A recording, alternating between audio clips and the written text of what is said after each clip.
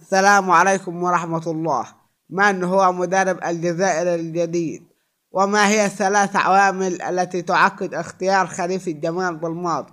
هنعرف بالتفصيل في هذا الخبر كل التفاصيل، ولكن قبل أن نبدأ لا تنسى الإعجاب في الفيديو والاشتراك في القناة وتفعيل جرس الإشعارات ليصلكم كل جديد.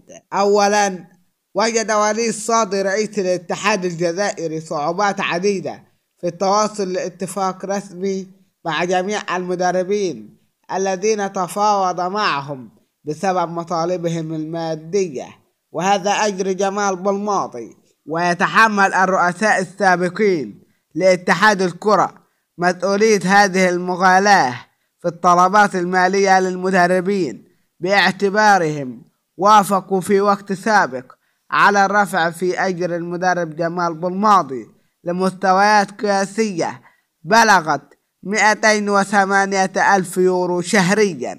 غياب الرؤية بدأ واضحا من خلال فشل صادي في إنهاء عقد المدرب جمال بلماضي، بجانب عدم اعتماد استراتيجية واضحة لحسم ملف المدرب الجديد لمحاربي الصحراء. لم يعد منتخب الجزائر واجهة جذابة لعدة مدربين عالميين بسبب تراجع نتائجه بشكل لافت خلال العامين الأخيرين تحديدا، مما جعله يتراجع للمركز 43 عالميا في تصنيف الشهري لمنتخبات الفيفا. وكان المنتخب الجزائري فشل في التأهل لنهائيات كأس العالم 2022، كما غادر نسختي عام 2021 و2023 من كأس أفريقيا مبكرا من دور المجموعات.